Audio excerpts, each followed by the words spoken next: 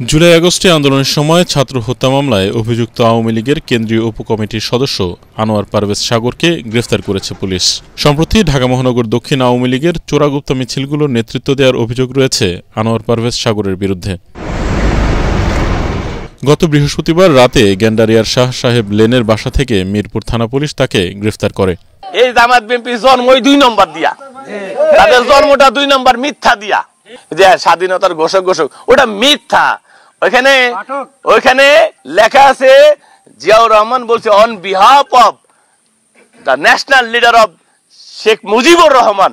এই কথাটা বিএনপি সমাজ কেটে দেয়। মিরপুর মডেল থানা পুলিশ জানায়, জুলাই আগস্টের পর থেকে আনোয়ার পারভেজ সাগর আওয়ামী লীগের অর্থ যোগানদাতা হিসেবে কাজ করছিলেন। ছাত্র জনতার আন্দোলনে দায়ের করা মামলার মধ্যে তিনি 75 নম্বর মামলার আসামি। মহান জাতির পিতা বঙ্গবন্ধু শেখ মুজিবুরের পক্ষে আমি হয়ে পাঠ করতেছি, এটা কিন্তু বিএনপিরা স্বীকার করে না, কিন্তু অরিজিনাল কিন্তু এটা কেটে দিয়ে ওই যে 2 নম্বরের ওই ঘোষণা এর কি আছে, ওদের আর বিএনপির আর কিছু নাই।